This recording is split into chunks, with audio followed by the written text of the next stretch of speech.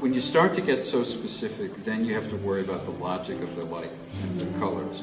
So with the light coming from here, it ought to be hitting these cheekbones with a more warm light. It ought to be hitting the tip of the nose with a warm light.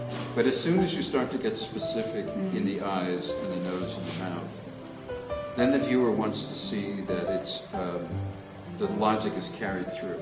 You know, that the skeleton is working to catch the light as one expects it would.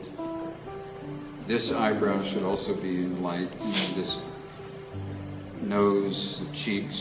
You know, even if this is still in shadow, it's a lighter value than down there. All those sorts of questions come into play. In this case, you've kept it. There's a consistency to that. You know, a freedom that you have.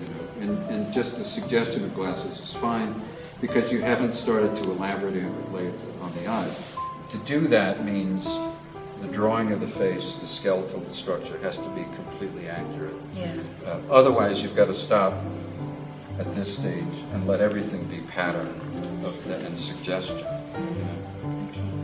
And just very quickly, the still life is now moving, and his whole thing of just taking one object and trying to push it into its extreme. This is my favourite jar, which I think it seems to be everybody's favourite jar. He would get much darker. He'd get much darker in there. And I'm less, actually going to see him next color. week, so he'll probably see it. Oh, yeah. But, I'll let him beat up on you. But I think him beat up on me a bit. I know. But